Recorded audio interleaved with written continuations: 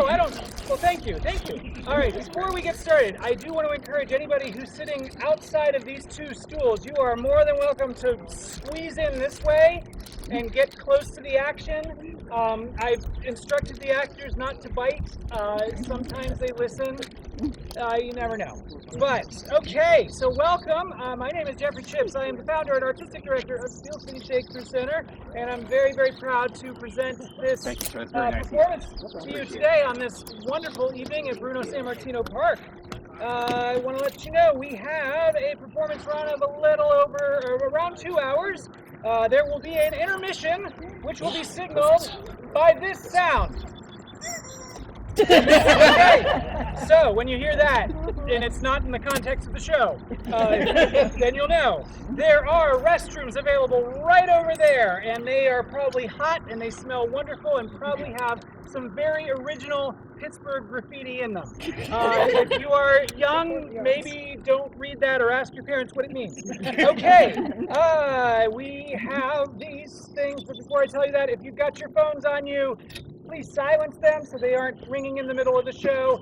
You don't have to turn them off because you are more than welcome to take photos and video of these fine people doing their amazing things. Tag those on social media, tag us, tell everybody who sees them how wonderful this show was, and we will be so grateful that you did. We have these semi-paperless programs. Which means you get this little leaflet here, and then if you look at this QR code, you can scan that, you get a full, like 20-page long, full-color program that's got lots of information, including some really nice ads from our sponsors, which I want to thank, which is our Chips Dental Associates, GPSA, Westview Hub, and, oh gosh, I just had it, it's Twins of Destruction. If I didn't thank the Ross Township Parks and Recreation as our co-presenter on the show, I want to thank them now as well. During the intermission, we have concessions that are available. We have drinks that are getting cold and some chips and things. We also have, and I was just informed by one of the actors, this weekend is Picklesburg. We have original Steel City Shakespeare pickle t-shirts available for $25 a piece. I can't think of a better time to get one and share them with the rest of the city than right now. And as you know, all of these shows, they are free will offerings that we appreciate the generosity of all of our friends and neighbors to come and support us in any way they can. These are all paid professional actors who are really doing some amazing work. So please, you know, as much as you can support them, we are grateful for any donation as generous as you can. I do want to mention also we have this coming week, which is pretty much entirely full unless you are under the age of 11, our annual Shakespeare camp. This is our 5th year in a row. We are moving locations this year to Northmont United Presbyterian Church on Perry Highway. We have 56 children coming, and we are so excited to have them. And they will be doing their own version of Comedy of Errors that will be presented for friends and family, whoever wants to come, on Friday afternoon. And then we come back and we do this show, including, well, we have several teachers and one camper. She's welcome to raise her hand, or you can just guess who she is. I won't tell you. Okay, in this show today. We also have some other camps that we're doing in coordination with the Westview Hub and with a grant from the state of Pennsylvania that we're doing at the Westview United Methodist Church that we have 3 weeks coming up for grades K through 5. And they are focused on storytelling, and you can go on our, I'm going to send you to our website, and I need to update that, but you can go to our social media page, and you can find information on those camps, and you can enroll as long as you are a student in North Hills Schools. So if you are a student in North Hills Schools, please sign up for those 3 weeks of camp coming up at the end of July. I don't have anything more to say, so I will hand it over to these fine folks. Again, I highly encourage, if you want to, sit closer and move in, please do so, but be comfortable, have a great time, and please enjoy the Comedy of Errors.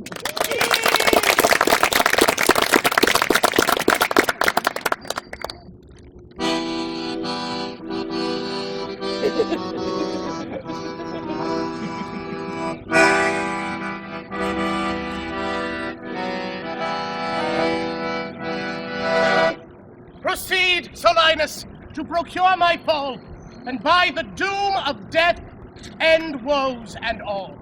Merchant of Syracuse, I'll plead no more. I am not partial to infringe our laws. The enmity and discord which of late sprung from the rancorous outrage of your duke, to merchants, our well-dealing countrymen, who, wanting guilders to redeem their lives, have sealed his rigorous statutes with their blood, excludes all pity from our threatening looks. For since the mortal and intestine jars twixt thy seditious countrymen and us, it hath in solemn synods been decreed both by the Syracusans and ourselves to admit no traffic to our adverse town. Nay more, if any born at Ephesus be seen at Syracusan marts and fairs, again, if any Syracusan born come to the bay of Ephesus, he dies. His goods confiscate to the Duke's disposed, unless 1,000 marks be levied to pay the penalty and to ransom him. Thy substance, valued at its highest rate, cannot amount unto 100 marks. Therefore, by law, thou art condemned to die. Yet this my comfort, when your words are done, my woes end likewise with the evening sun. Well, Syracusan, say in brief the cause why thou departedst from thy native home, and for what cause thou camest to Ephesus. A heavier task could not have been imposed than I to speak my griefs unspeakable. Yet, that the world may witness that my end was wrought by nature, not by vile offense, I'll utter what my sorrows give me leave.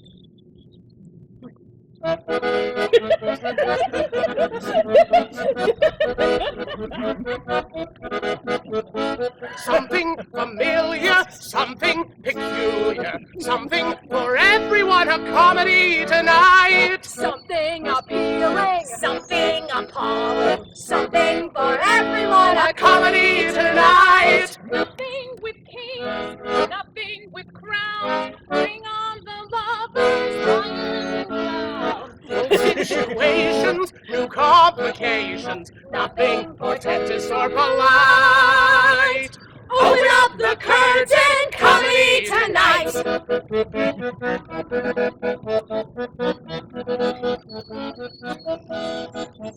In Syracuse was I born, and wed unto a woman, happy but for me, and by me had not our hap been bad.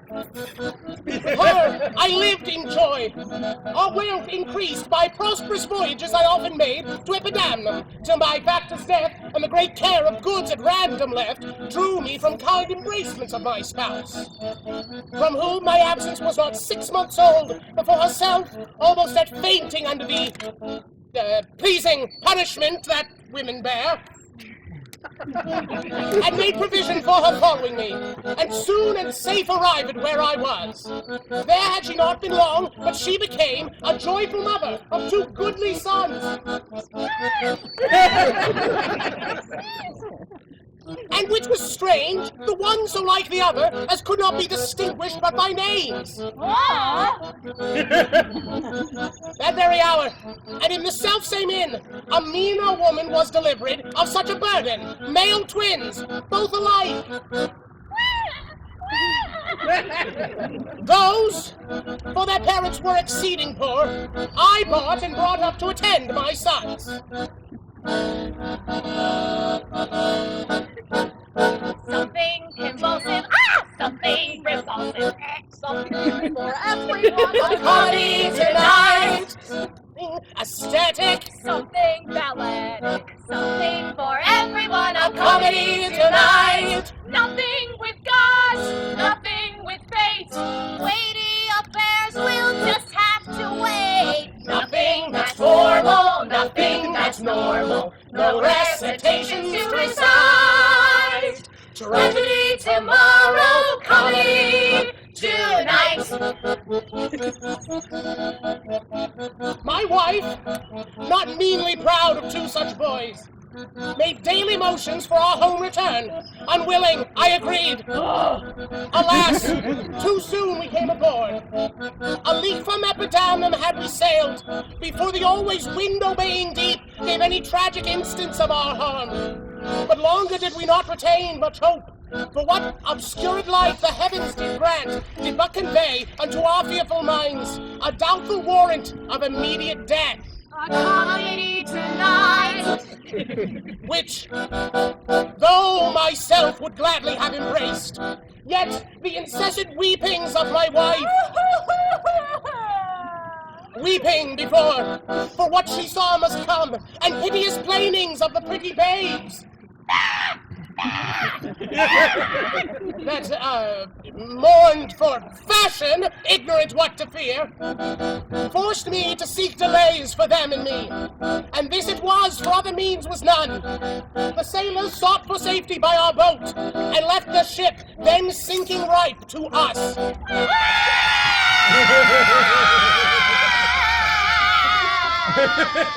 My wife! More careful for the latter born. Had fastened him onto a small spare mast, such as seafaring men provide for storm. Whilst, to him, one of the other twins was bound, whilst I had been like heedful of the other. The children thus disposed, my wife and I, fixing our eyes on whom our cares was fixed, fastened ourselves at either end the mast, and floating straight, obedient to the stream, was carried towards Corinth, as we thought. At length, the sun, gazing upon the earth, dispersed those vapors that offended us, and by the benefit of his wished light, the seas waxed calm, and we discovered 2 ships from far, making amain to us, of Corinth that, of Epidaurus this. But ere they came, oh, let me say no more. Gather the sequel by that went before. Stay forward, old man! Do not break off so, for we may pity, though not pardon me. Oh, had the gods done so, I had not now worthily termed them merciless to us.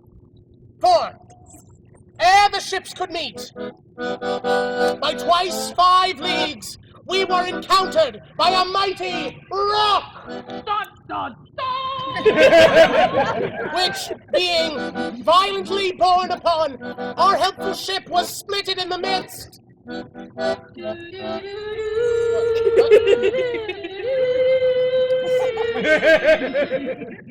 Sorry. So that, in this unjust divorce of us, fortune had left to both of us alike what to delight in, what to sorrow for. Her part, poor soul, seeming as burdened with lesser weight, but not with lesser woe, was carried with more speed before the wind, and in our sight they 3 were taken up by fishermen of Corinth, as we thought. At length, another ship had seized on us, and knowing whom it was their hap to save, gave healthful welcome to their shipwrecked guests, and would have reft the fishers of their prey, had not their bark been very slow of sail, and therefore homeward did they bend their course. Thus have you heard me, severed from my bliss, that by misfortune was my life prolonged, to tell sad stories of my own mishaps. And for the sake of them thou sorrowest for, do me the favor to dilate at full what hath befallen of them and thee till now. My youngest boy, and yet my eldest care, at 18 years became inquisitive after his brother, and importuned me that his attendant, so his case was like, reft of his brother, but retained his name, might bear him company in the quest whom, whilst I labored of a love to see, I hazarded the loss of whom I loved. 5 summers have I spent in farthest Greece, roaming clean through the bounds of Asia, and coasting homeward, came to Ephesus. Hopeless to find, yet loath to leave unsought, or that, or any place that harbors men. But here must end the story of my life, and happy were I in my timely death, could all my travels warrant me they live. Hapless Aegean, whom the fates have marked to bear the extremity of dire mishap.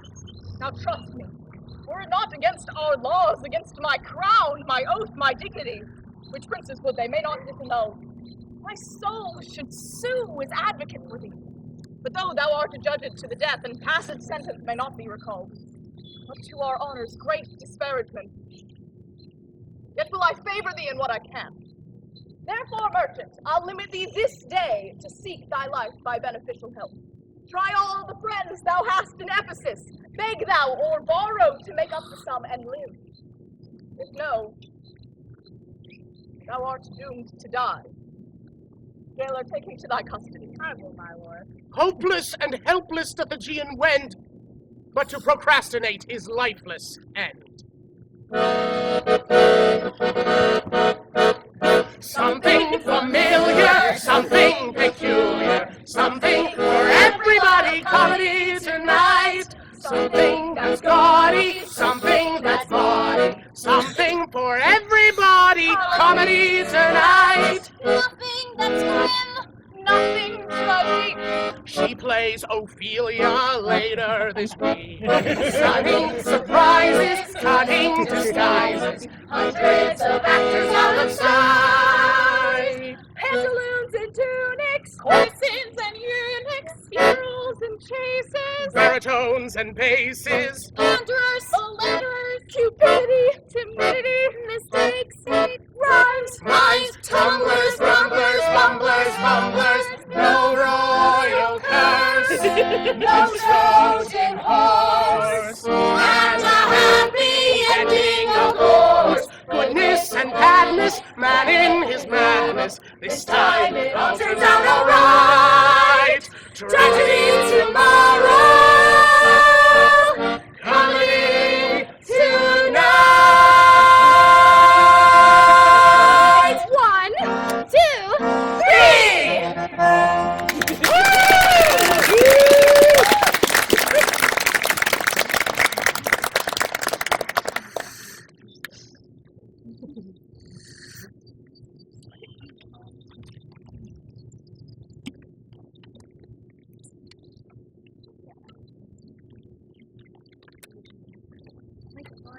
Therefore, get out, you are but a gambler, lest your goods too soon be confiscated.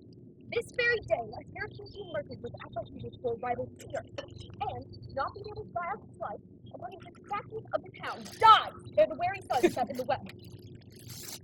Look, here's your money that I had. Go, bear to the centaur where we host, and stay there, Dromio, till I come to thee. Within this hour it will be dinner time. Till that, view the manners of the town, peruse the traders, gaze upon the buildings, and then return and sleep within mine inn. For with long travel I am stiff and weary. Get thee away.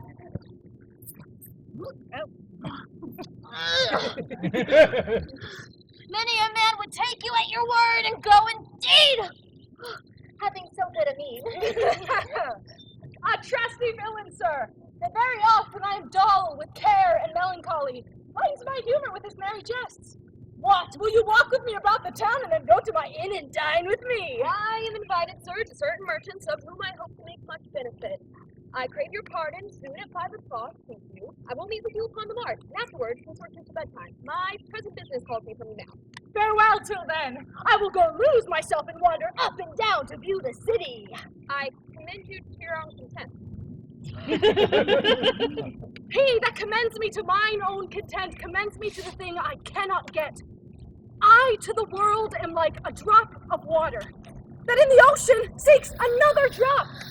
Who, falling to find his fellow forth unseen, inquisitive, confounds himself. So I, to find a mother and a brother in quest of them, unhappy lose myself. Here comes the almanac of my true date! What now? How chance thou art returned so soon? Return so soon? Rather approach too late. The cape and burns. The pig falls from the spit. My mistress made the clock is struck 12 upon the bell. My mistress made it 1 upon my cheek. She is so hot because the meat is cold. The meat is cold because you come not home. You come not home because you have no stomach. You have no stomach having broke your fast. But we that know what 'tis to fast and pray are penitent for your default today. Stop in your ring, sir. Tell me this, I pray. Where have you left the money that I gave you? The 6 pence I had a Wednesday last to pay the saddler for my mistress Crupper.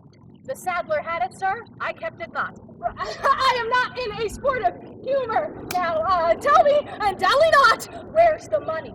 We being strangers here, how darest thou so great a charge for mine own custody. I pray you jest, sir, as you sit at dinner. I from my mistress come to you in post.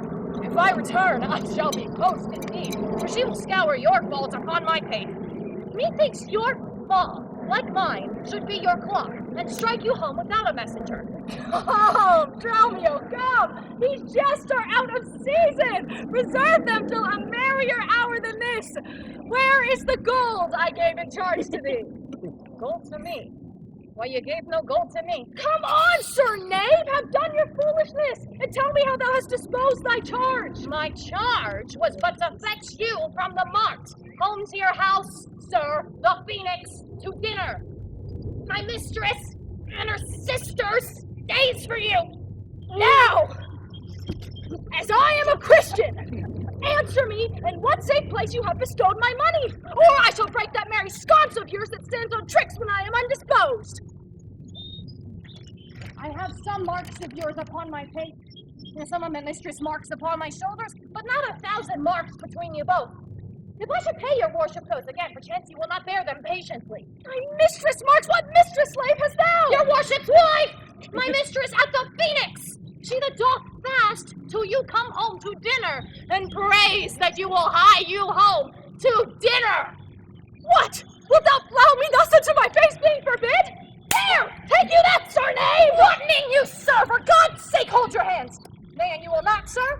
I'll take my heels. By some device or other, this villain is o'erwrought of all my money. They say this town is full of cozenage, as nimble jugglers that deceive the eye, dark working sorcerers that change the mind, soul-killing witches that deform the body, disguised cheaters, prating mountebanks, and many such like liberties of sin. If it proves so, I'll be gone the sooner. I'll to the centaur to go seek this slave. I greatly fear my money is not safe. Neither my husband nor the slave returned, that in such haste I sent to seek its master. Sure, Luciana, it is 2 o'clock. Perhaps the merchants have invited him, and from the mart he's somewhere gone to dinner. Good sister, let us dine and never fret. Man is master of his liberty. Time is their master, and when they see time, they'll go or come. If so, be patient, sister. Why should their liberty than ours be more? Because their business still lies out the door. Look, when I serve him so, he takes it ill. Oh, no, he is the bridle of your will. There are none but asses will be bridled so. Why, headstrong liberty is last with both. There's nothing situate under heaven's eye, but hath his bound in earth, in sea, in sky. The beasts, the fishes, and the winged fowls are their male subjects and at their controls. Man, more divine and master of all these, lord of the wide world and wild watery seas, endued with intellectual sense and souls of more preeminence than fish and fowls, are masters to their females and their lords, and let your will attend on their accords. This servitude makes you to keep unwed.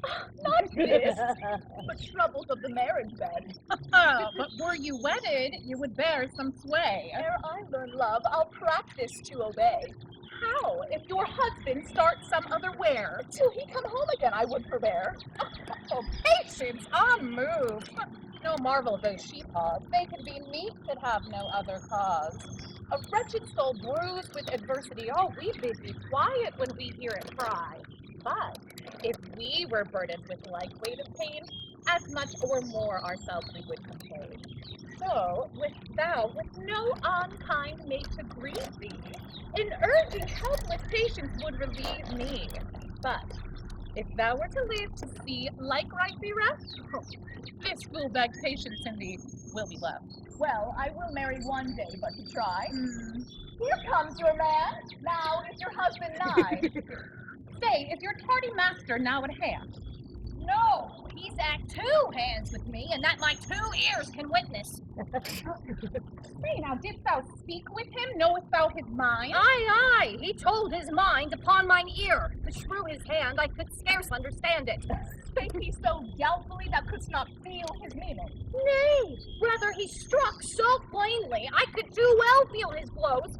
And withal, so doubtfully, I could scarce understand it. I pray thee, is he coming home? It seems he hath great care to please his wife. Mistress, sure my master is horn mad. Horn mad, thou villain! Well, I mean not temple mad. But sure, he is stark mad. When I desired him to come home to dinner, he asked me for 1,000 marks in gold. 'Tis dinner time, quoth I. I go, quoth he. Your meat doth burn, quoth I. I go. Will you come, quoth I. I go, quoth he. Where is the 1,000 marks I gave thee, villain? The pig, quoth I, is burnt. My gold, quoth he.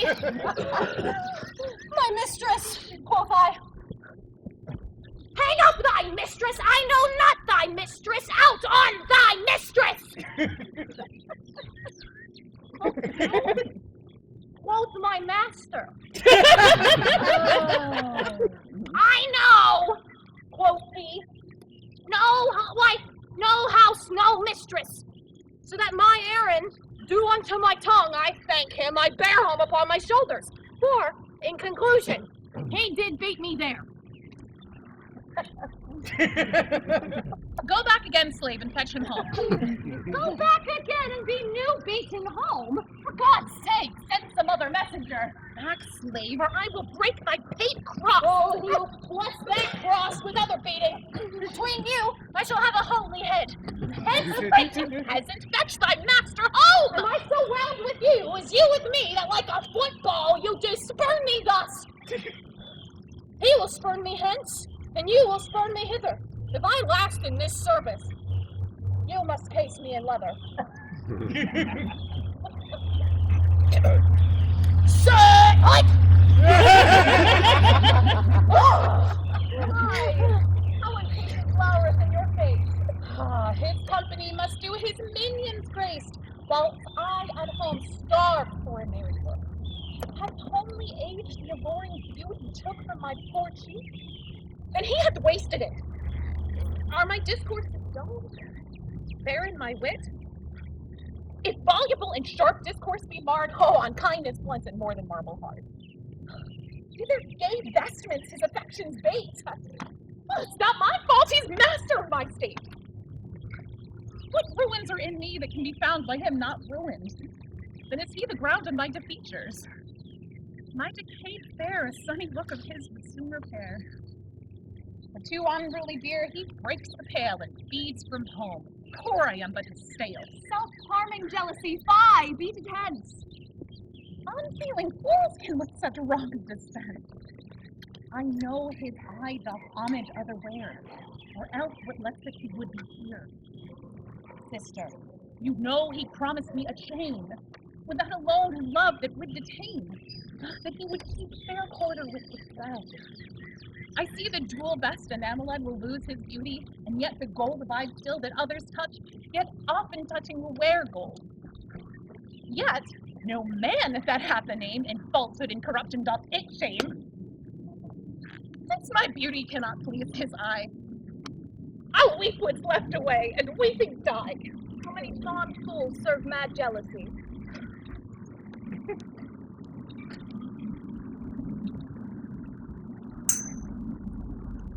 The gold I gave to Dromio is laid up, safe at the centaur, and the heedful slave is wandered forth in care to seek me out.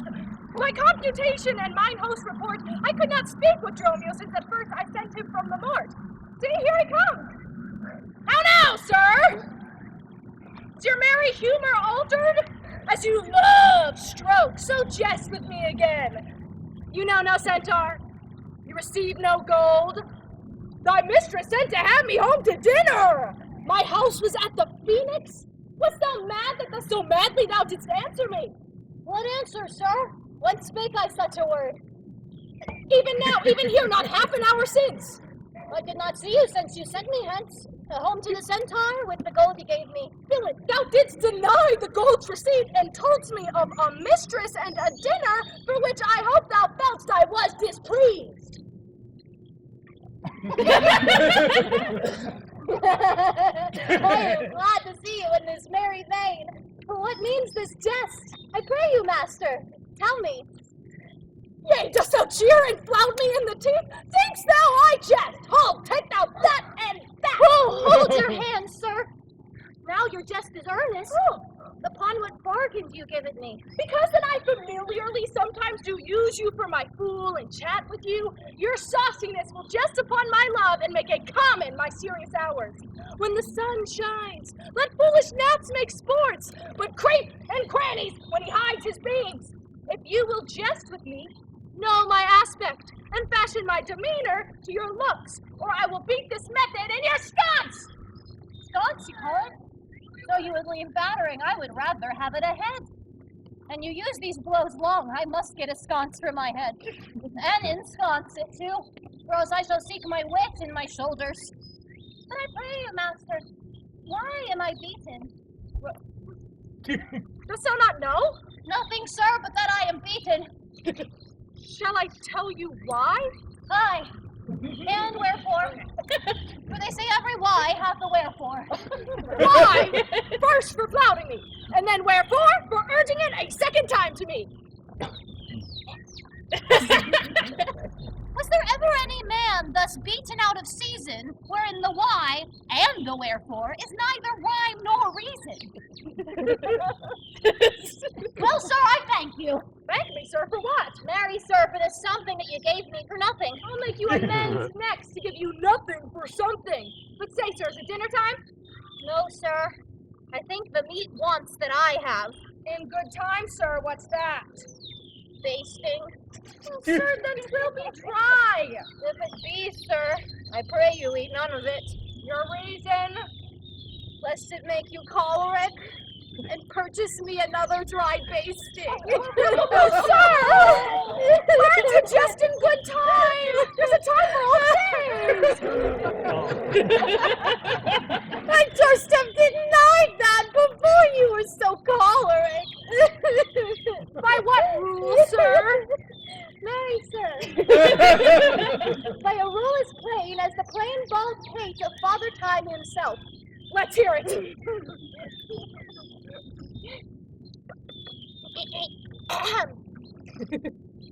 There is no time for a man to recover his hair who grows bald by nature. May he not do it by fine and recovery? Yes, to pay a fine for a periwig and recover the lost hair of another man. Why is time such a beggar of hair, being as it is so plentiful an excrement? Because it is a blessing he bestows on beasts! And what he hath scanted men in hair, he hath given them in wit. Why, but there's many a man that hath more hair than wit. Not a man among them, but he who hath the wit to lose his hair. Why thou didst conclude her and plain dealers without wit? The plainer dealer, the sooner lost. Yet he loseth it in the kind of jollity. For what reason? For two.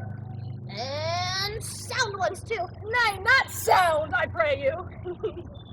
Short ones then. Nay, not sure in a thing falsing. Certain ones then.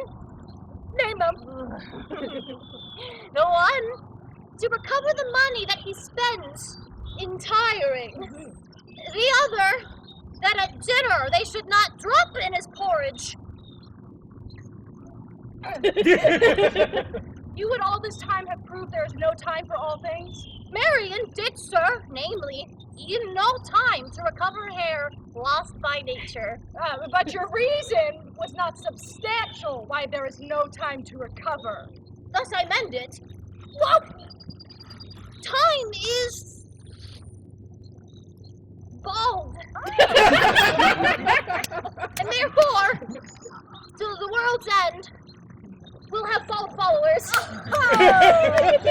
I knew 'twould be a bold conclusion. But what? Who wafts us yonder? Aye, Antipholus, oh, look strange and proud. Some other mistress hath thy sweet aspect. Oh, I am not Adriana, nor thy wife. Where was I once when thou on earth wouldst bow that never words were music to thine ear, that never object pleasing in thine eye, that never touch well welcome to thine hand, that that never meets sweet favored in thy taste, unless I spake, or I looked, or I touched, or I carved to thee. How comes it now, my husband, oh, how comes it that thou art then estranged from thyself? Thyself, I call it being strange to me. That's undividable, incorporate, is better than thyself, dear better part. Do not tear thyself away from me. For know, my love, that easy may as fall a drop of water in the breaking gulf and take on mingled thence again, without addition or diminishing, then take me from thyself, and not me too.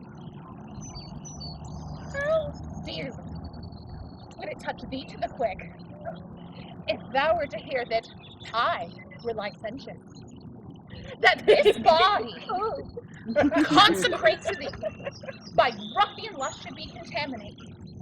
Wouldst thou not spit at me, and spurn it, and hurl the name of husband in my face, and tear the stained skin off my harlot brow, and cut from my false hand the wedding ring, and break it with a deep divorcing vow? I know thou canst, and therefore see thou do it. I am possessed of an adulterous love. My blood is mingled with the crime of love. For if we two be one, and thou play false, I do digest the poison of thy flesh, being strumpeted by thy contagion. Keep then truce, and fair league with thy true bed. I live disdain, thou on dishonor head. Plead you to me, fair dame? I know you not. Well, in Ephesus I am but 2 hours old, as strange unto your town as to your talk, who every word by all my wit being skinned was written all one word to understand. Fie, brother, how the world has changed with you. When were you wont to use my sister thus? She sent for you by Dromio home to dinner. By Dromio? By me. By thee, and this thou didst return from hell. That he did buffet thee, and in his blows denied my house for his, me for his wife. Did you converse, sir, with this gentlewoman? What is the course and drift of your compact? Aye, sir, I never seen her till this time. And thou liest, for even her very words didst thou deliver to me on the march. I never spake with her until this time. How could she thus then call us by our names? Unless it be by inspiration! Ew. It agrees with your gravity to counterfeit thus grossly with your slave, abetting him to thwart even my move. Be it not my wrong you are from me exempt, but wrong not that wrong with a more contempt. Come, I will fasten to this sleeve of thine. Thou art an elm, my husband, and I a vine, whose weakness, married to my stronger state, makes it with thy strength to communicate. If aught possess thee from me, it is frost, usurping ivy, briar, or idle moss, who all for want of pruning, with intrusion, infect myself, and live on my confusion. To me she speaks! She moves me for her theme. What, was I married to her in a dream, or sleep I now and think I hear all this? What error drives our eyes and ears amiss? Until I know this sure uncertainty, I'll entertain the offered fallacy. Romeo, go bid the servants spread for dinner. Hello for my beads! I cross me for a sinner. This is the fairy land. Oh, spite of spites! We talk with goblins, owls, and sprites. If we obey them not, this shall ensue. They'll suck our breath, or pinch us black and blue. Why pratest thou to thyself and answerest not? Dromio, thou snail, thou slug, thou sod! I am transformed, master, am I not? I think thou art in mind, and so am I. Nay, master, both in mind and in my shape. Thou hast thine own form. No, I am an ape. If thou art changed to aught, 'tis to an ass. 'Tis true. She rides me, and I long for grass. 'Tis so I am an ass, else it could never be. But I should know her as well as she knows me.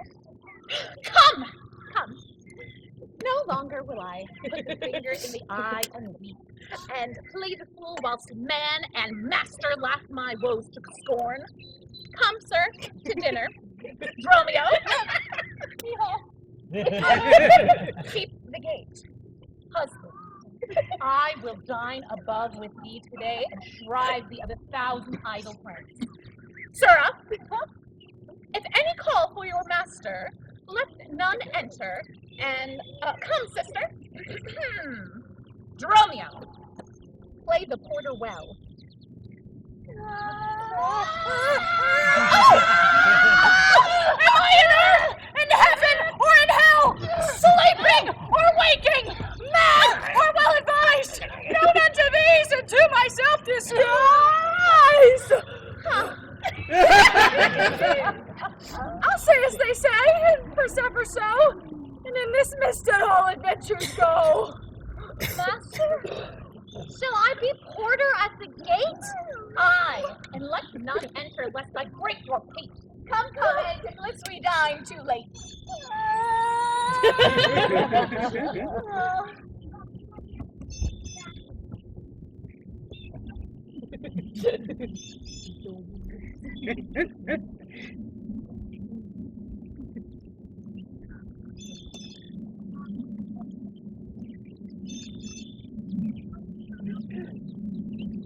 Good Senior Angelo, you must excuse us all.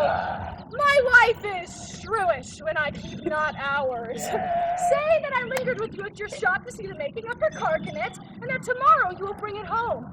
But here's a villain that would face me down. He met me on the march, and then I did beat him and charged him with 1,000 marks in gold. And then I did deny my wife and house. Thou drunkard, thou, what didst thou mean by this? Say what you will, sir, but I know what I know. That you beat me at the mart, I have your hand to show. If the skin were parchment and the blows you gave were ink, your own handwriting would tell you what I think. I think thou art an ass. Marry, so it doth appear, by the wrongs I suffer and the blows I bear. I should kick being kicked, and being at that pass, you would peek from my heels and beware of an ass. You're sad, Senior Balthazar. Pray God our cheer may answer my good will and your good welcome here. I hold your neighbor's cheek, sir, and you're welcome here. Oh, Senior Balthazar! Either at flesh or fish, a table full of welcome makes scarce one dainty dish. Sir, it's common that every cook can afford. And welcome more common, but that's nothing but words. Great welcome and small cheer making merry. Aye, to a beggarly host and more sparing guest, but though my case be mean, take them in good part. Better cheer may you have, but not with better part. But soft! My door's locked. Go, bid them let us in. Maud, Bridget, Marion, Cecily, Jillian, Jake!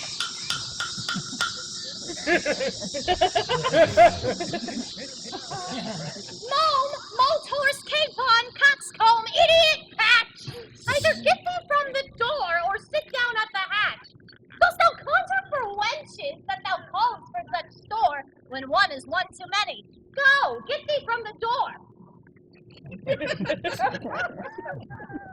What patch has made our porter?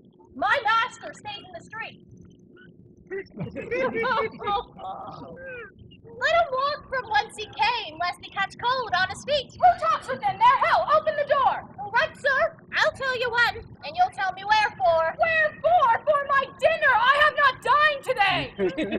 Nor today here you must not. Come again when you may. What art thou that keeps me from the house I owe? The porter for this time, sir, and my name is Dromio. Oh, villain! Thou hast taken both mine office and my name. The one never got me credit, the other mickle blame. If thou hadst been Dromio today in my place, thou wouldst have changed thy face for a name, or thy name for an ass. What a coil is there, Dromio? Who are those at the gate? Let my master in loose. Faith, no, he comes too late, and so tell your master. Oh, Lord, I must laugh. Have at you with a proverb. Shall I set in my staff? Have at you with another, that's when, can you tell? If thy name be loose, Alice answered him well. Do you hear, you minion? You'll let us in, I hope? I thought you about you. And you said, nope! So come help! Ugh. Well, struck! Ah! Well, there is blow for blow. Now, faggots, let me in! Can you tell for whose sake? Master, knock the door hard. Let him knock till it aches. And you'll cry for this minion if I beat the door down! What needs all of that and a pair of storks in the town? Who is at the door who keeps all this noise? By my troth, your town is troubled with unruly boys. Are you there? Wife, you might have come before! Wife, sir knave, get thee from the door!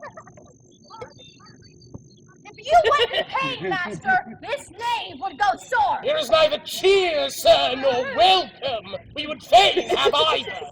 In debating which is best, we shall have either. They stand in the street, master. Bid them welcome hither. There's something in the wind that we cannot get in! You would say so, master, if your clothes were thin. Your bread is warm within. You stand out here in the cold. You would make a man mad as a buck to be so bought and sold. Go, fetch me something. I'll break off the gate.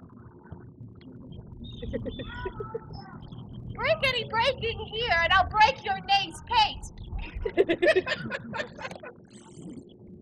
man may break a word with you, sir, and words are but wind. Aye, and break it in your face. It's not behind. It seems thou wants breaking. Out upon thee, hind! It is too much out upon me. I pray thee, let me in. Aye, fowl have no feather, and fish have no fin. Well, I'll break in. Go borrow me a crow. A crow without feather. Master, mean you so? Well, if there's a fish without fin, there's a fowl without feather. If a crow help us in, sirrah, well, pluck a crow together. Go, get thee gone. Fetch me an iron crow. Oh! Ah! Have patience, sir. Oh, let it not be so. Here you war against your reputation and draw within the compass of suspect the unviolated honor of your wife. Once this, your long experience of her with them over virtue, years, and modesty, clean on her part, some cause you unknown. And doubt not, but she won't speak while this time the doors are made against you. Behold by me, let us depart in patience. Let us go to the tiger for dinner. About evening, you can come yourself alone to know the reason of the strange restraint. If by strong hand you offer to break in, now in the stirring passage of day, a bolder comment will be made of it. And that, against the uncommon route of your yet unbrought estimation, will dwell upon the grave. For slander lives upon succession, forever house where it is possession. But, and you bet. Yeah? You have prevailed. I thought so. I will depart in quiet, in despite of mirth, mean to be merry. I know a wench. Excellent. Pretty and witty, wild and yet too gentle. There will we dine. This woman that I mean, my wife, but I protest without desert, hath oftentimes upbraided me withal. To her will we to dinner. Get you home and fetch the chain. By this I know 'tis made. Bring it, I pray you, to the Porpentine, for there's the house. This chain will I bestow, be it for nothing but to spite my wife upon mine hostess there. Good sir, make haste. Since mine own doors refuse to entertain me, I'll knock elsewhere to see if they'll disdain me. I'll meet you at that place some hour hence. Do so. This jest shall cost me some expense. And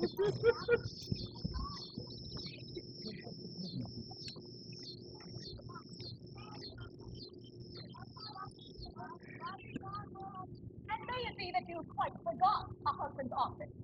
Shall, Antipholus, even in the spring of love, thy love springs rot? Shall love be in building grow so ruinous? If you did wed my sister for her wealth, then, for her wealth's sake, use her with more kindness. Or, you like elsewhere, Do it by stealth. Muffle your false love with some show of blindness. Let not my sister read it in your eye.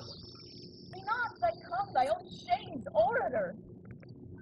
Look sweet, speak fair, become disloyalty. Apparel vice like virtue's harbinger. Bear presence, though your heart be tainted. Teach sin the carriage of a holy saint. Be secret false. What need she be acquainted? What simple thief brags of his own attaint? 'Tis double wrong to truant with your bed and let her read it in thy looks and board. Shame hath a bastard fame well managed. Ill deeds are doubled with an evil word. Alas! Poor women, make us but believe, being compact of credit, that you love us. Though others have the arm, show us the sleeve. We in your motion turn, and you may move us. Then, gentle brother, get you in again. Comfort my sister, cheer her. Call her wife. 'Tis holy sport to be a little vain when the sweet breath of flattery conquers strife. Sweet mistress,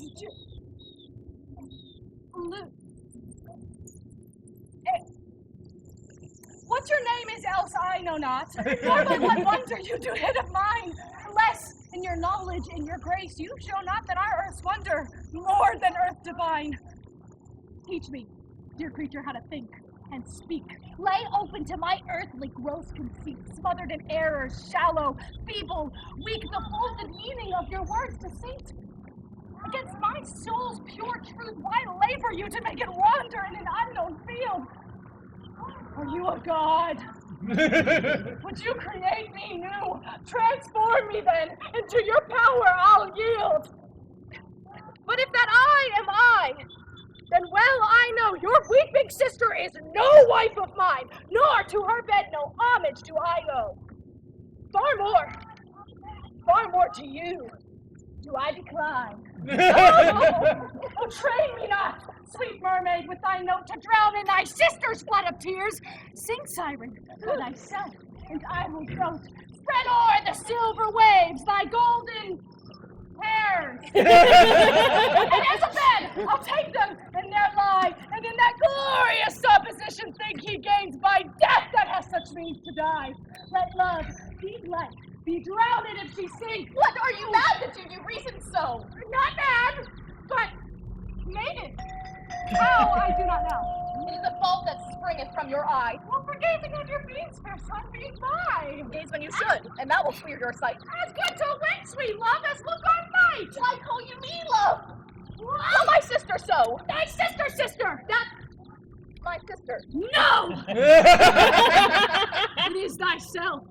Mine own self better part, mine eye's clear eye, my dear heart's dearer heart, my food, my fortune, my sweet hope's aim, my soul earth's heaven, and my heaven's claim. All this my sister is, or else should be. Call thyself sister sweet, for I am thee. Thee will I love, and with thee lead my life. Thou hast no husband yet, nor I no wife. Give me thy hand. Oh, soft, sir, hold you still. I'll fetch my sister to get her goodwill. Oh!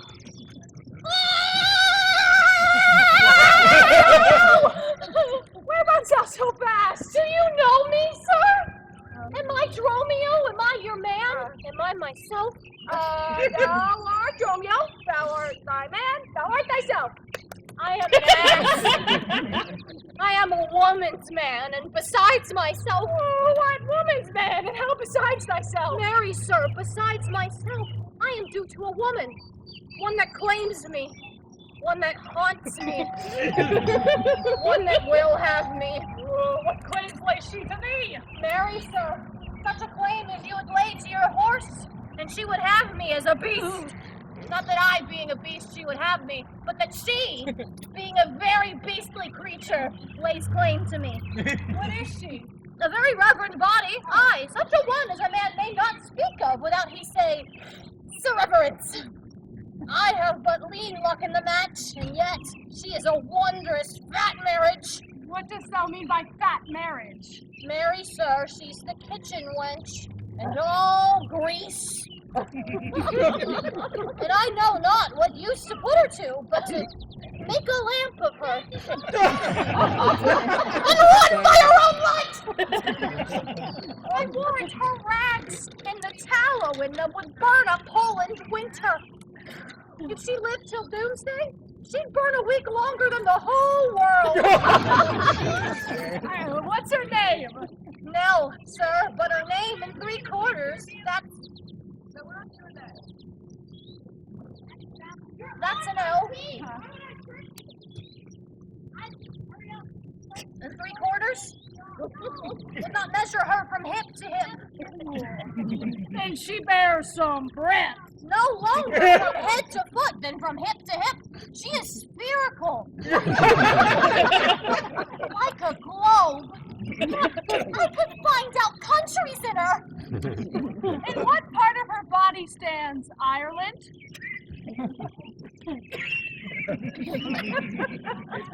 Marry, sir, in her buttocks. Where's Scotland? I found it by the baroness, harder than the palm of her hand. Where France? In her forehead, armed and reverted, making war against her heir.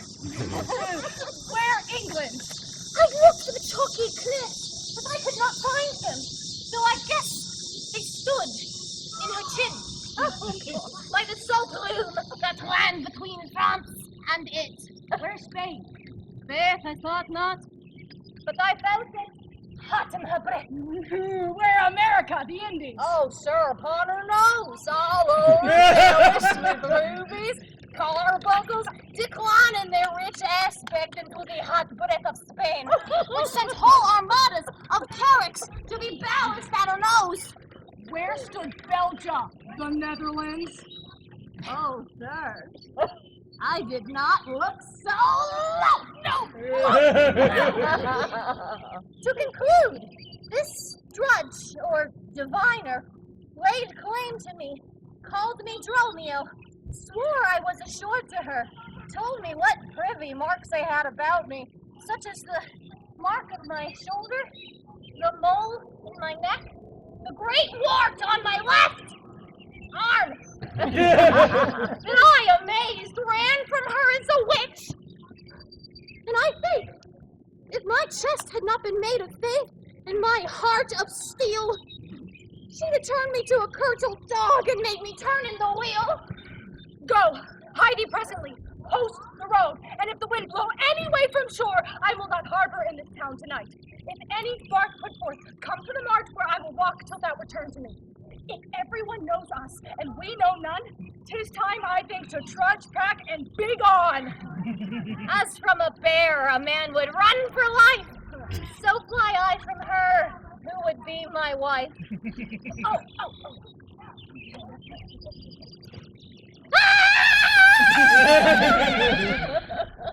There's none but witches do inhabit here, and therefore 'tis high time that I were hence.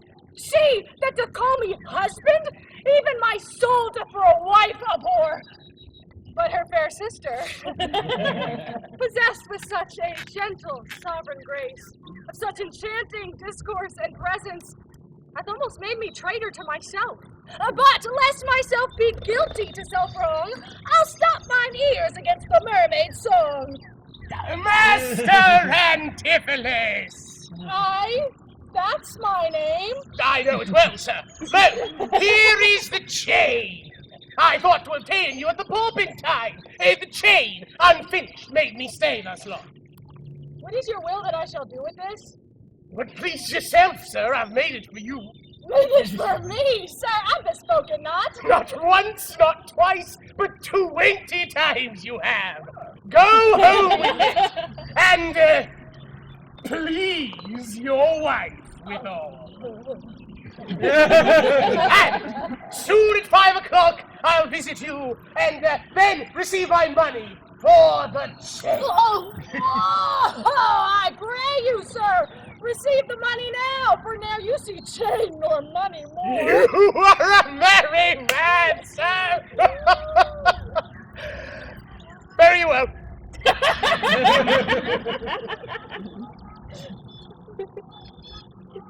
What I should think of this, I cannot tell. But this, I think, there's no man is so vain that would refuse so fair an offer chain. I see a man here needs not live by ships, when in the streets he meets such golden gifts. Out to the march, and there for Dromio stay. If any ship put out, then straight away.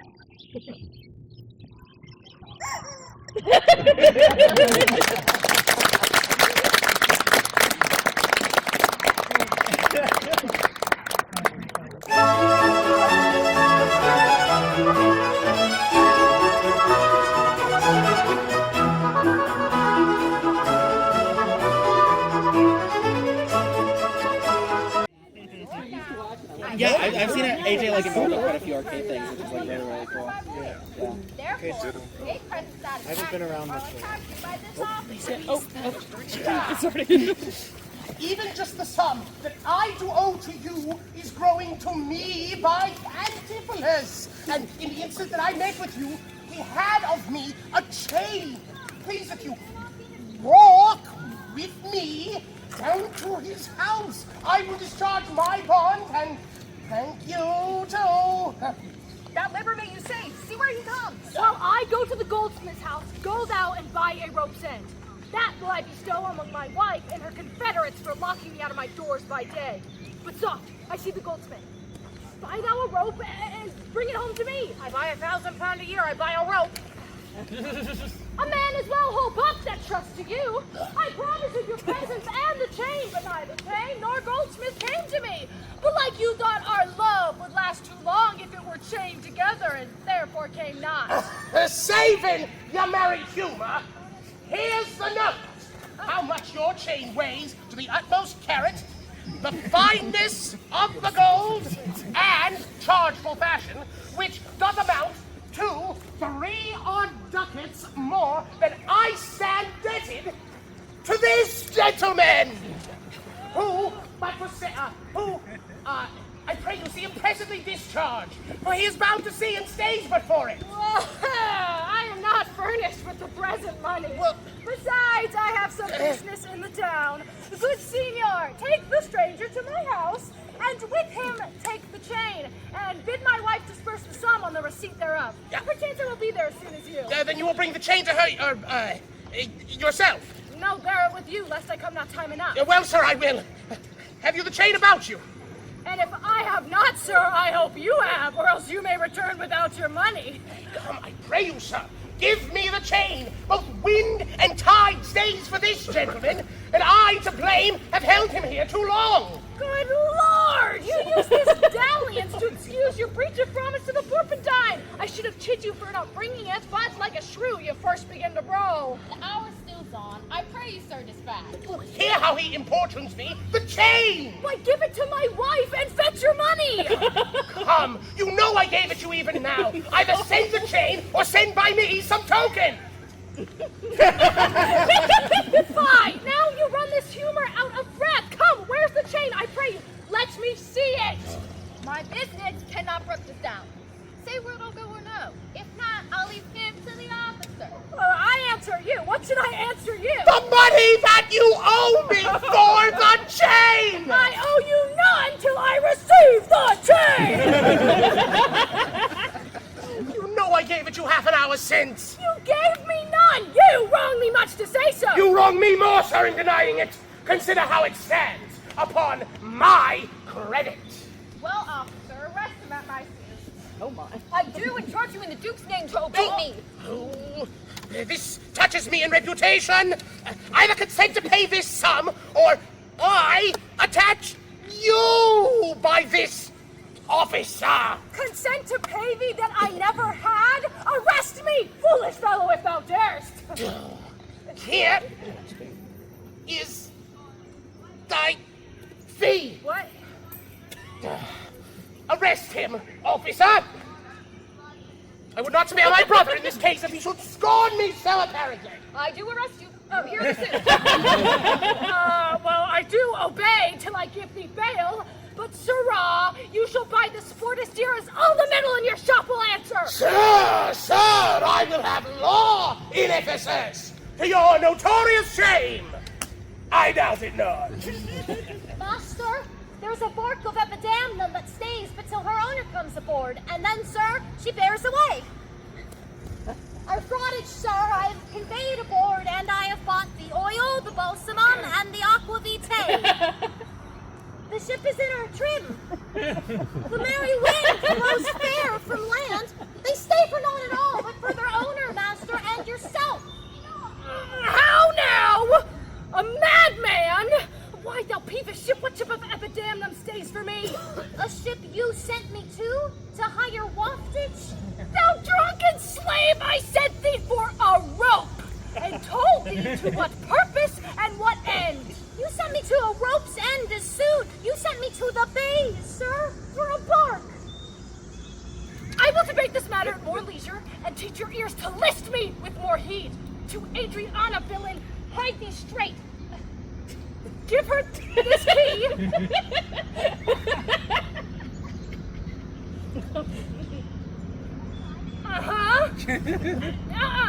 And tell her in the desk that's covered o'er with Turkish tapestries, there's a purse of ducats.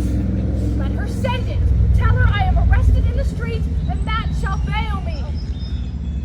Well, hide thee, slave, be gone!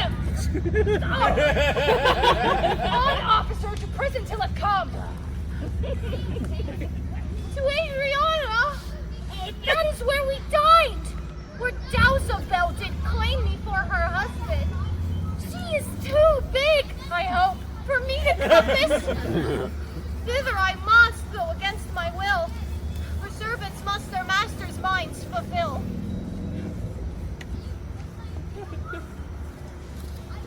Oh, Luciana, did he tempt thee so? Mightst thou perceive austerely in his eye that he did plead in earnest, yea or no? Looked he pale, or red, or sad, or merry? What observation madest thou in this case of his heart's meteors tilting in his face? At first he denied you had in him no right. He meant he did me none the more my spite. Then swore he that he was a stranger here. And true he swore, and yet forsworn he were. Then pleaded I for you. What said he? That love I begged for you, he begged of me. With what persuasion did he tempt thy love? With words that in an honest suit might move. First he did praise my beauty, then my speech. Did speak him fair? Have patience, I beseech. I cannot, nor I will not hold me still. My tongue, though not my heart, will have his will. He is deformed, crooked, old, and sere, vicious, unkind, blunt, stigmatical in making, and worse in mind. Who would be jealous then of such a one? No evil lost is wailed when it is gone. Ah, but I think him better than I say. And yet herein others' eyes were worse. Far from her nest, the lapwing cries away. My heart prays for him, though my tongue do curse. Here go, the money, the desk, sweet. Now make haste. How hast thou lost thy breath? By running. Fast.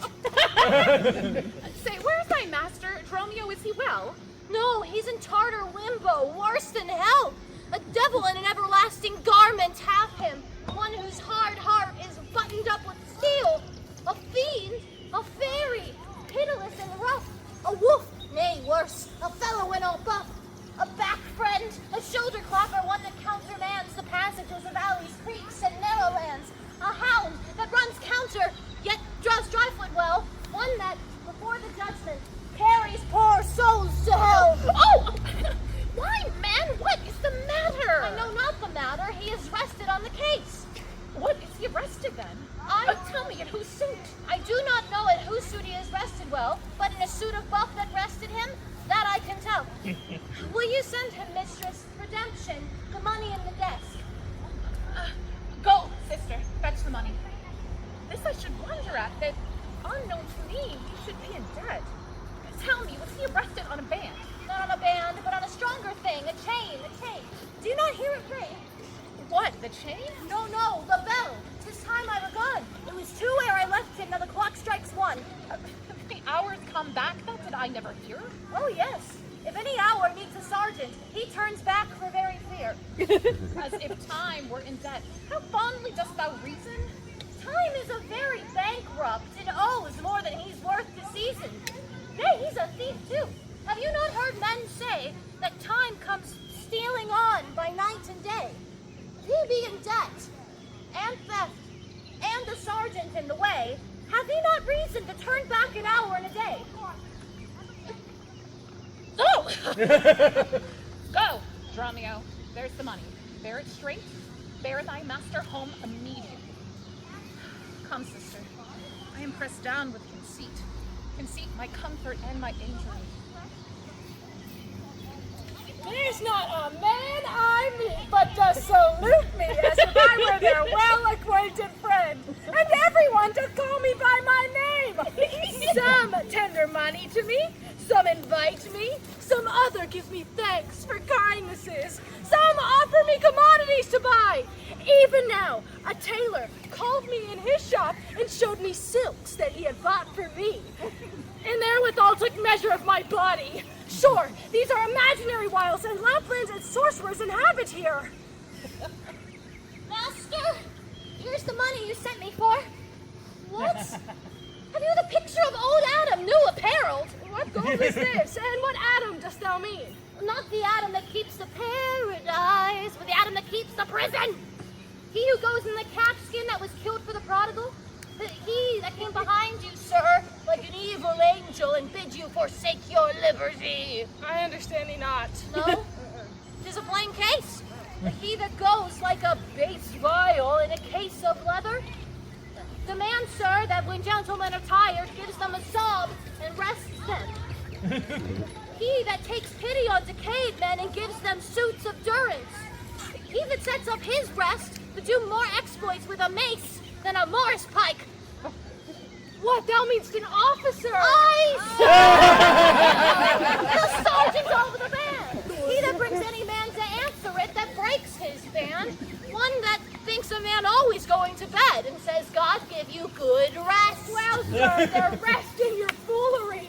Is there any ships put forth tonight? May we be gone? Why, sir, I gave you word an hour since that the bark expedition put forth tonight. And then you were hindered by the officer to tarry for the hoid delay. Well, here are the angels you sent for to deliver you. This fellow is distract, and so am I. And here we wander in illusions. Oh, some blessed power deliver us from this! Well met, Master Antipholus. Whoa! Oh, I see, sir, you have found the goldsmith. It's of the chain you promised me today. Satan, avoid! I charge thee, tempt me not! Master, is that Mistress Satan? It is the devil!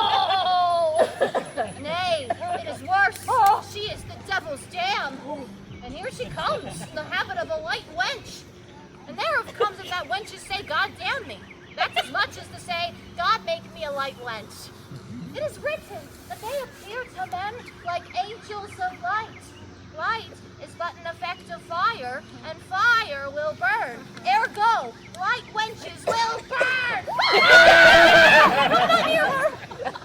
Oh, you and your man are marvelous, Mary, sir. Will you go with me? We'll mend our dinner here. Master, if you do, expect spoon meat, or bespeak a long spoon. Why, Dromio? Mary, a man needs a long spoon that must eat with the devil! Avoid then, fiend! What tell'st thou me of supping? Thou art, as you are all, a sorceress. I conjure thee to leave me and begone! Come, give me the ring of mine you had at dinner, or else the chain you promised me, and I will be gone, sir, and not trouble you.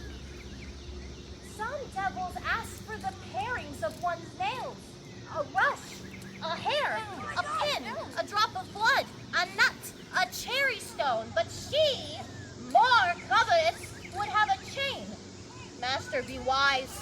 And if you give it her, the devil will shake her chain and fright us with it. I pray thee, sir, the ring or else the chain. I hope you do not mean to cheat me so. Abort, thou witch! Come, Dromio, let us go!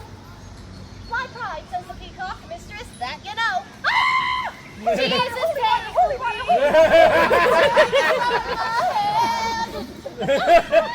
Now, out of doubt, Antipholus is mad, or else he would never so demean himself.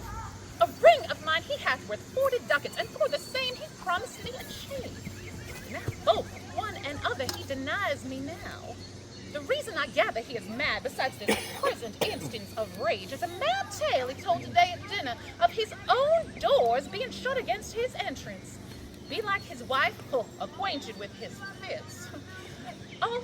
Being lunatic, barred the doors against his way. My way now is to hie home to his house and tell his wife that, being lunatic, he rushed into my house and took my ring for force away. This course I fit his shoes, for 40 ducats is too much to lose. Fear me not, man, I will not break away. I'll give thee ere I leave thee so much money toward thee as I'm rested for. My wife is in a wayward mood today, and will not lightly trust the messenger that I should be attached to Ephesus. I tell you, 'twill sound harshly in her ear. Here comes my man. I think he brings the money. How now, sir? Have you that I sent you for? Yeah, here's that, I warrant, will play them all. But where's the money? I gave the money for the rope. 500 ducats, villain, for a rope? I'll serve you, sir, 500 at the rate. To what end did I bid thee hide thee home? To a rope's end, sir. And to that end, I am returned.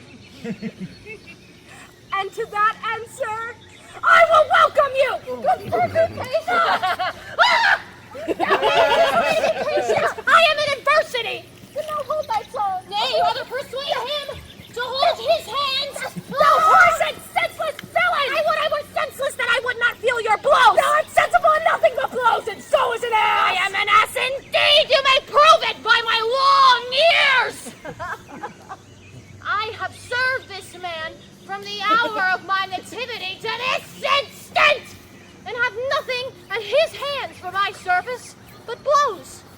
When I am hot, he cools me with beating. When I am cold, he heats me with beating. I am waked with it when I sleep, raised with it when I sit, driven out of doors with it when I go from home, welcomed home with it when I return.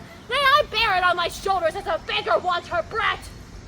And I think, when he hath lamed me with it, I shall beg with it from door to door. Come, go along, my wife is coming yonder. Mistress, your speech ain't them, respect your end. Or rather, the prophecy like the parrot, beware the rope's end. Wilt thou still talk? How now, is not your husband mad? His current incivility confirms no less. Good Dr. You are a conjurer. Establish him in his true sense again, and I will please you what you demand. Alas, how fiery and how sharp he looks. Mark how he trembles in his ecstasy. Give me your hand and let me feel your pulse. Here is my hand, and let it feel your ear! Satan! Howls within this man to yield possessions to my holy prayers, and to thy state of darkness hie thee straight. I conjure thee by all the saints in heaven! Peace, doting wizard, peace! I am not mad!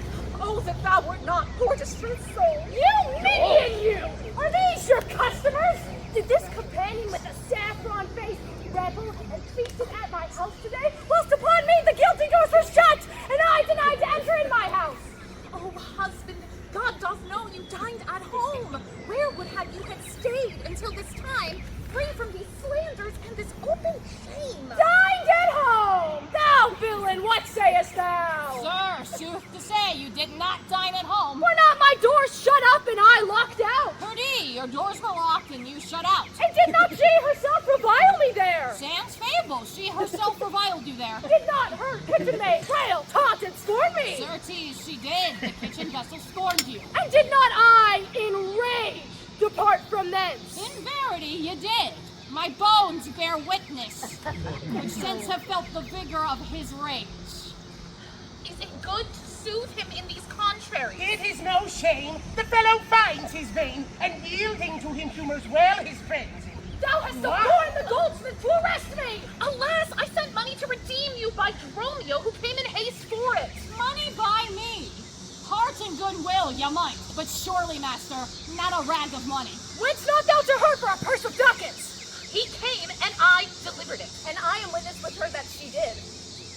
God and the rope maker bear me witness that I was sent for nothing but a rope. Mistress, both man and master is possessed. I know it by their pale and deadly looks. They must be bound and laid in some dark room. Say wherefore didst thou lock me forth today? And why dost thou deny the bag of gold? I did not, gentle husband, lock thee forth. And gentle master, I received no gold, but I do confess that we were locked out. Thou dissembling villain, thou speakest false and both. Dissembling harlot, thou art false and all, and art confederate with a damned pack to make a loathsome abject scorn of me.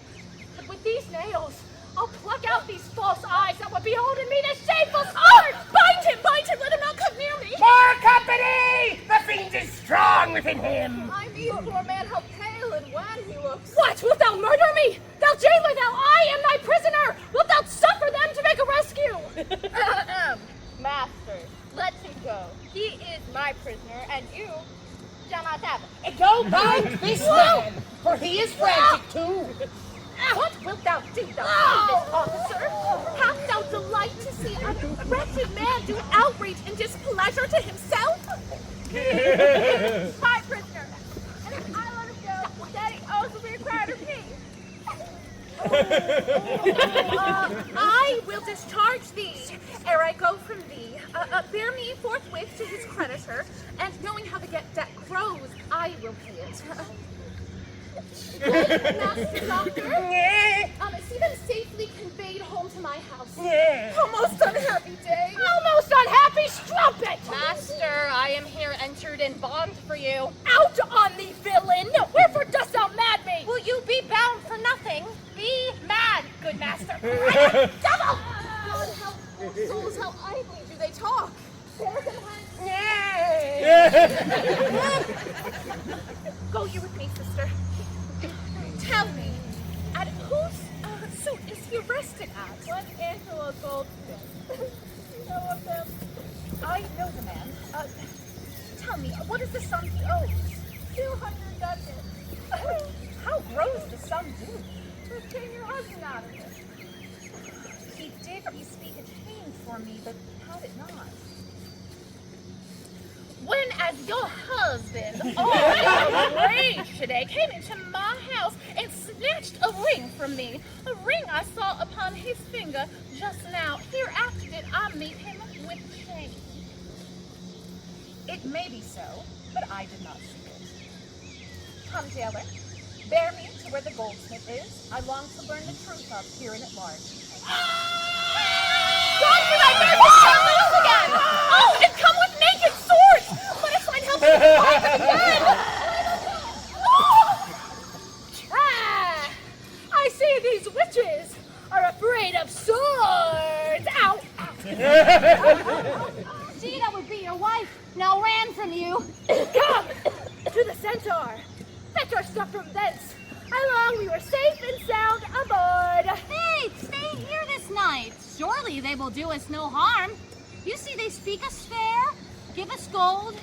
Methinks they are such a gentle nation that, but for the mountain of mad flesh that claims marriage to me, I could find it in my heart to stay here still and turn witch. Stay tonight for all the town. Therefore, away to get our stuff aboard.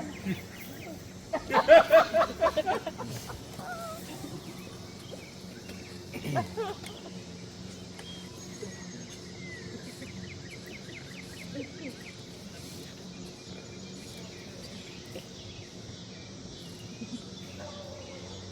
am sorry, sir, that I have hindered you, but I protest he had the chain, though most dishonestly he doth deny it. How's a man change here in the city? A very reverend reputation, sir, of credit infinite, highly beloved, second to none that lives here in the city. His word might bear my wealth any time. As I think you are. Oh, so, that self-chain about his neck which he forswore most monstrously to hang. Good time. Come here to me. I'll speak with him.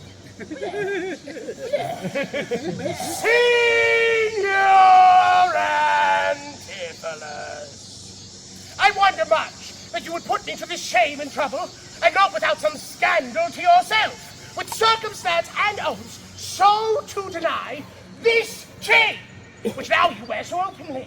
Besides the charge, the shame, imprisonment, you have done wrong to this, my honest friend, who but for staying on our controversy and hoisted sail and put to sea today.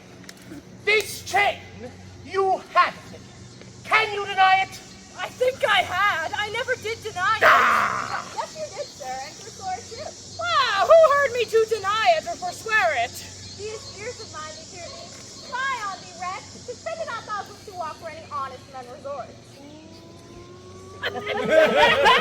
Thou art a villain to impeach me thus. I'll prove mine honor and mine honesty against thee presently if thou darest stand. I dare thee. Duty fighting for a villain. Shing! Hold! Oh, hurt him not!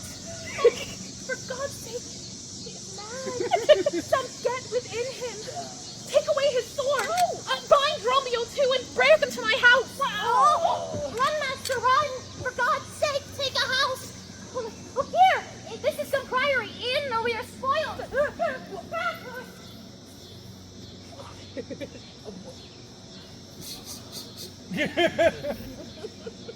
Be quiet, people. Whence has drawn you hither? To fetch my poor distracted husband hence. Let us come in so we may find him fast and bear him home for his recovery. I knew he was not in his perfect wits. I'm sorry, now that I'd have drawn him.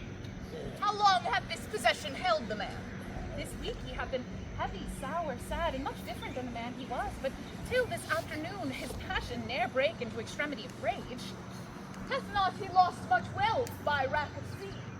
Buried some dear friend? Hath not else his eye strayed his affection in unlawful love? A sin prevailing much in youthful men who give their eyes the liberty of gazing?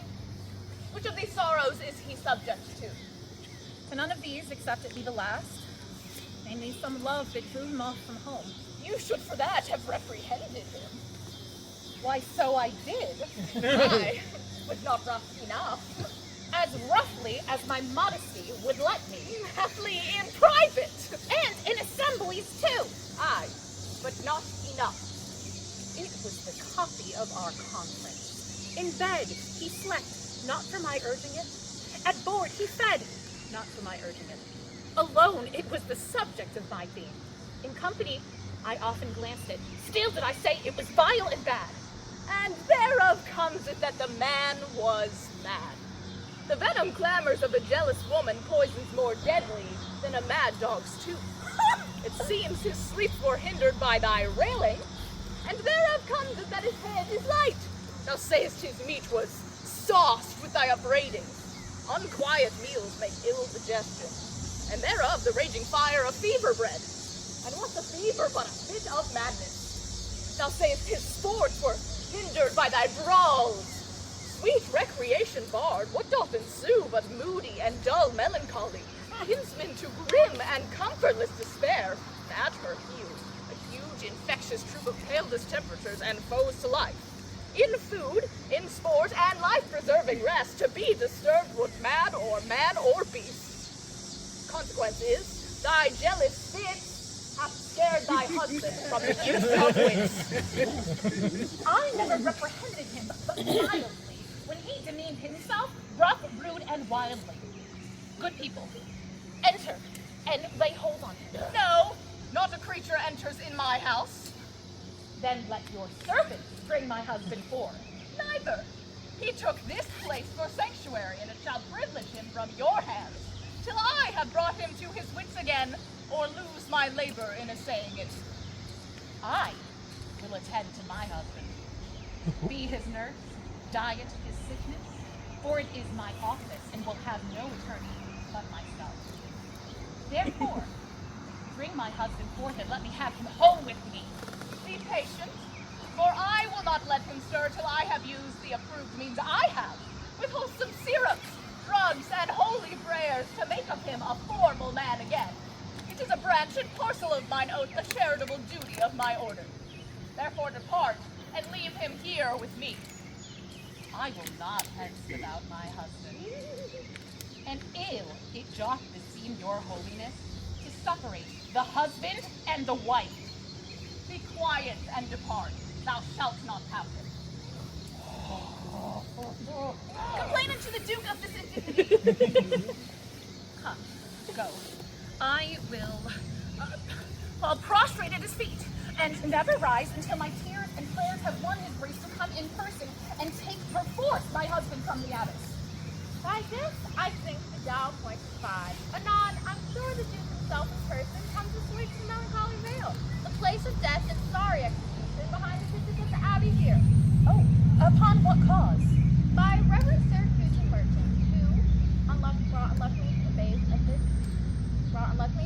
against the laws and statutes of this town, beheaded publicly this night. Come, we will behold his death. Kneel to the Duke before he passed the abbey.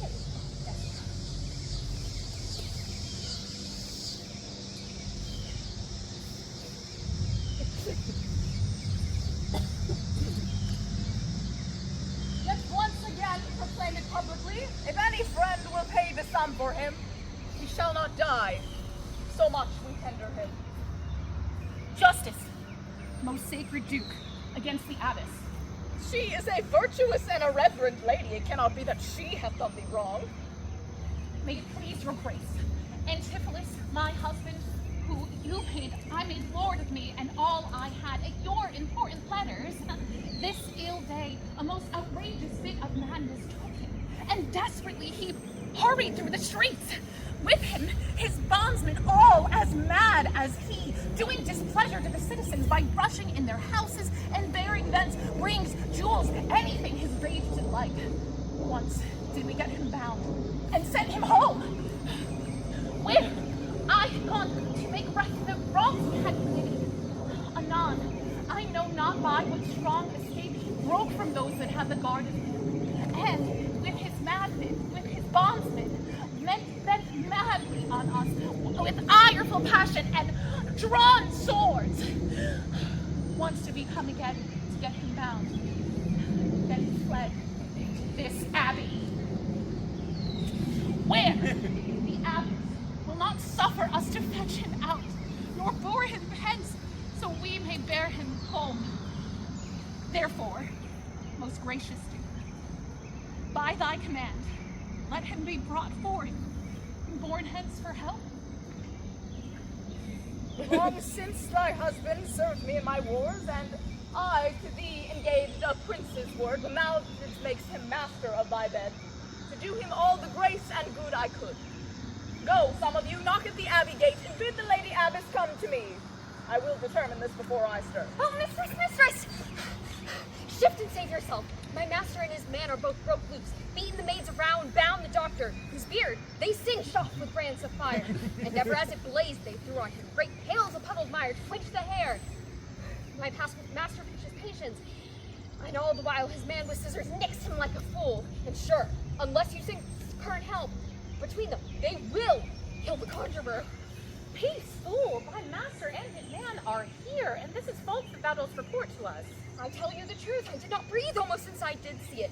He vows and prays to scorch and disfigure you. Hark! Fly, mistress, be gone, I hear him! Come, stand by me, fear nothing. I mean, it is my husband. Witness that he is borne about invisible, even now. We housed him in the abbey here, and now he is there past thought of human reason. Justice! Most gracious Duke, oh, grant me justice, even for the service that long since I did thee, when I bestrid thee in the wars and took deep scars to save thy life. Even for the blood that then I lost for thee, now grant me justice. Unless the fear of death doth make me dote, I see my son Antipholus and Dromio. Justice, sweet prince, against that woman there.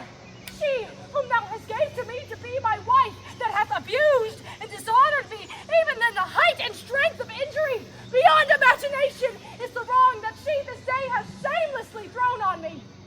Discover how, and thou shalt find me just. This day, great Duke, she shut the doors upon me while she, with harlots, feasted in my house. A grievous fault. Say, woman, didst thou so? No, my good lord, and this is false, and he burdens me with all. Befall my soul, may I look, ne'er may I look on day, nor sleep on night, then this is the simple truth I tell to your highness. Perjured woman! Oh, they are both forsworn! In this the madman justly chargeth them. My liege! I am advised when I say, neither disturbed with the effect of wine, nor heady wrath provoked with raging ire, albeit my wrongs might make one wiser mad. This woman locked me out this day from dinner. That goldsmith there, were he not packed with her, could witness it, for he was with me then. Who parted with me to go fetch a chain, promising to bring it to the Porpentine, where Balthazar and I did dine together. Our dinner done, and he not coming thither, I went to seek him. In the street, I met him, and in his company, that gentleman. There did this perjured goldsmith swear me down that I this day of him received the chain. Which, God he knows, I saw not. For the which he did arrest me with an officer. I did obey and sent my peasant home for certain ducats. He with none returned. Then fairly I bespoke the officer to go in person with me to my house. By the way, we met my wife, her sister, and a rabble more of vile confederates. Along with them, they brought one Pinch, a hungry, lean-faced villain, a mere anatomy, a mountebank, a threadbare juggler, and a fortune teller, a needy, sharp-looking, hollow-eyed looking wretch, a living dead man! This pernicious slave, forsooth, took on him as a conjurer, and gazing in mine eyes, and feeling my pulse, and with no face as 'twere outfacing me, cries out I was possessed! Then altogether they fell upon me, bound me, bore me thence, and in a dark and dankish vault at home there left me and my man both bound together, till gnawing with my teeth my bonds in sunder. I gained my freedom, and immediately ran hither to your grace, whom I beseech to give me ample satisfaction for these deep shames and great indignities. My lord! In truth, thus far I witness with him that he dines not at home, but was locked out. But had he such a chain of thee or no? Oh, he had, my lord. And when he ran in here, these people saw the chain about his neck. I'd be sworn these ears of mine did hear thee confess had the chain of him. And at first he foresaw it on the march, and thereupon I did draw my, sword. And you fled into this abbey here, and when I think you're come by miracle. I never came within these abbey walls, nor ever didst thou draw thy sword on me. I never saw the chain, so help me heaven! And this is false, you burden me withal!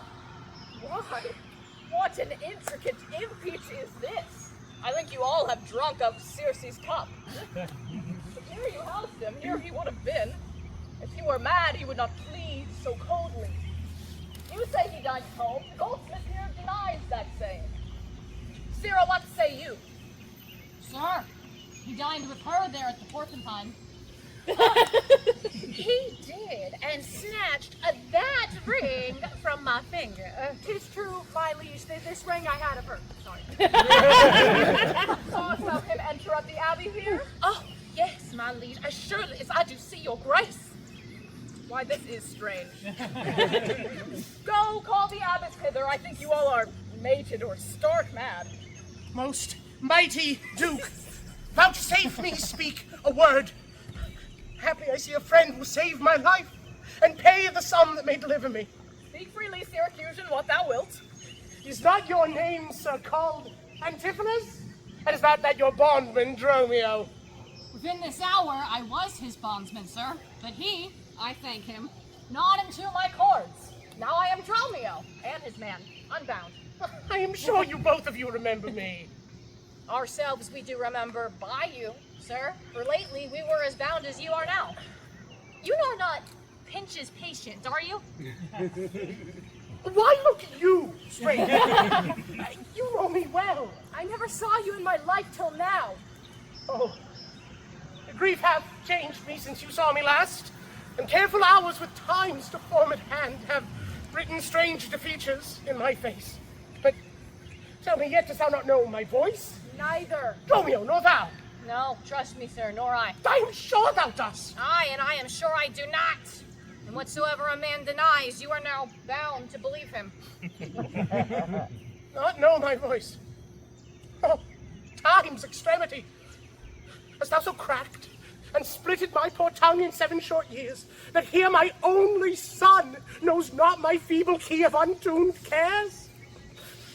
Though yet this grained face of mine be hid in sap-consuming winter's drizzled snow, and all the conduits of my blood froze up, yet hath my night of life some memory, my wasting lamp some fading glimmer yet, my dull deaf ears a little used to hear. All these old witnesses I cannot err. Tell me thou art my son Antipholus. I never saw my father in my life. But 7 years since in Syracuse, a boy, thou knowst we parted. But perhaps, my son, thou shamest to acknowledge me in misery. The Duke and all that know me in the city can witness with me that it is not so. I ne'er saw Syracusa in my life.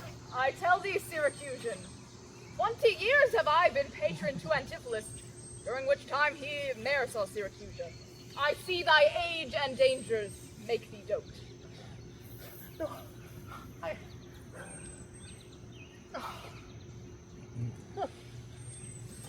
Most mighty Duke, behold a man much wrong.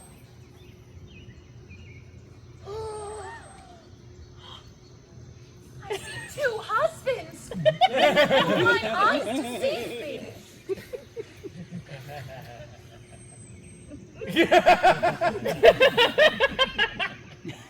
One of these men is genius.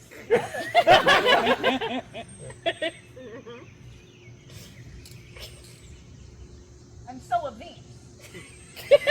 Which is the natural man and which the spirit? Who deciphers them? I, sir, am Dromio. Command him away. I, sir, am Dromio. Pray let me stay. Gian, art thou not, or else his ghost? Oh, my old master. Who hath brought him here? Whoever bound him, I will loose his bonds and gain a husband by his. Speak, old Gian, thou be'st the man that hadst a wife once called Emilia, who bore to thee at a burden 2 fair sons. Speak unto the same Emilia. if I dreamed not, thou art Amelia. If thou art she, tell me, where is that son that floated with thee on the fatal raft? By men of Epidamnum, he and I and the twin Dromio all were taken up. But by and by, rude fishermen of Corinth by force took Dromio and my son from them. And me they left with those of Epidamnum. What then became of them I cannot tell, I to the fortune that you see me in. Why, here begins his morning story right. These 2 Antipholus, these 2 so like, and these 2 Dromio. Besides her urging of her rack at sea. These are the parents to these children, which accidentally are met together. Antipholus, thou camest from Corinth first? No, sir, not I. I came from Syracuse. Stay, stand up. I came from Corinth, my most gracious lord. And I with him. Brought to this town by that most famous warrior, Duke Menaphon, your most renowned uncle. Which of you did dine with me today? Aye, gentle mistress. And are you not my husband? No, I say nay to that, and so do I. And this fair gentlewoman, her sister here, did call me brother.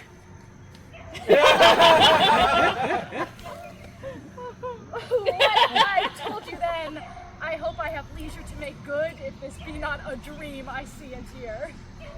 This is the chain, sir, which you had of me. I think it be, sir. I deny it not.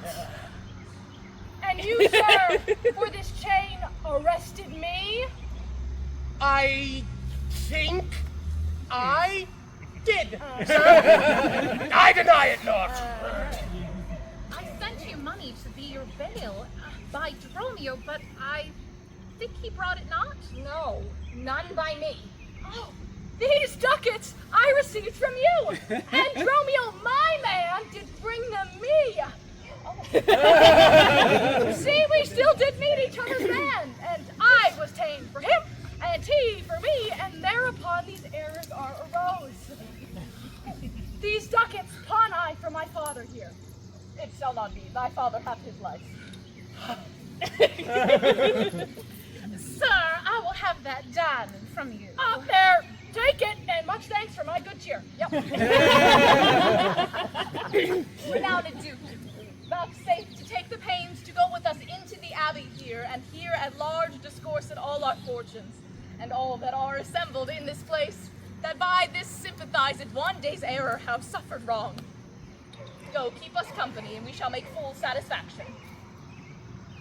33 years have I been gone in travail of you, my sons, until this hour my heavy burden ne'er delivered. The Duke, my husband, and my children both, and you, the calendars of their nativity, go to a gossip's feast and go with me. After so long grief, such nativity. With all my heart I'll gossip at it.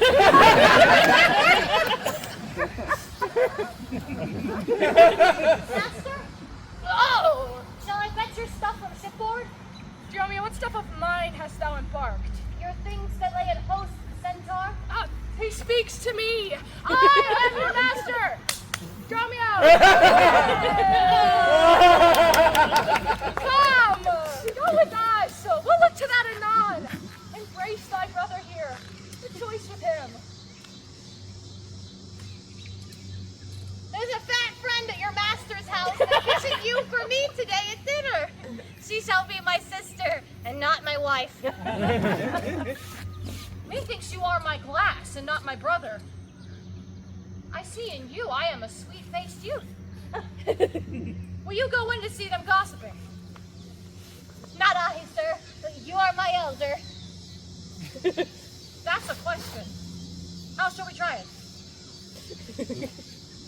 We'll draw cuts for the senior. Till then, lead thou first. Nay then, thus. We came into this world like brother and brother. Now let's go hand in hand. Not one before the other.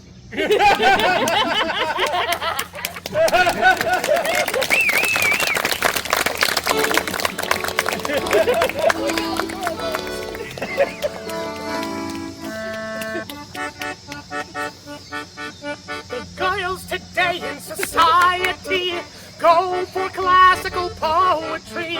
To win their hearts, one must quote with ease Aeschylus and Euripides. One must know Homer and believe me, Bo, Sophocles, also Sappho. Unless you know Shelley and Keats and Pope, Dainty Debbie's will call you a dope. But the poet of them all that will have 'em simply raving is the poet people call the Bard of Stratford-on-Avon. Rush up your Shakespeare, start quoting him now. Rush up your Shakespeare, and the living you will allow. Just to claim a few lines from Othello, and he'll think you're a clever fellow. Don't respond when you flatter her. Tell her what Tony told Cleopatra. Jackie, Hamlet, and Hamlet, they will not give a damn or a damn. Rush up the Shakespeare, and they'll all kowtow.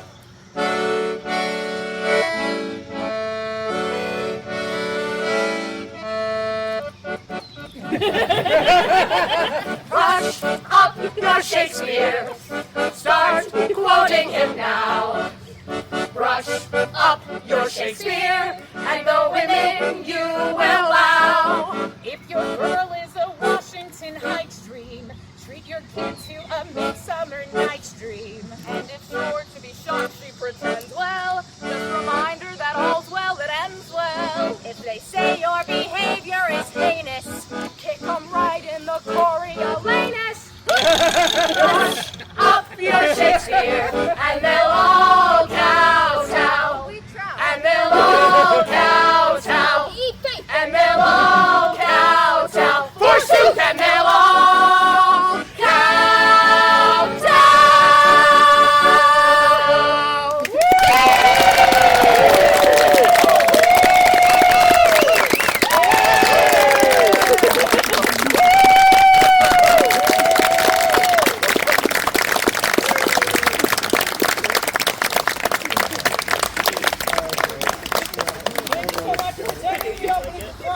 We have 2 more shows this weekend. We're going to be moving over to Westview at Bronxfield tomorrow at 6 p.m., Sunday at 2 p.m., and then we were back here a week from tonight for one more show at Bruno San Martino Park. So thank you so much for coming. Thank you to the Parks and Recreation and for everybody for coming and being a part of this. So come back. We've got lots more opportunities.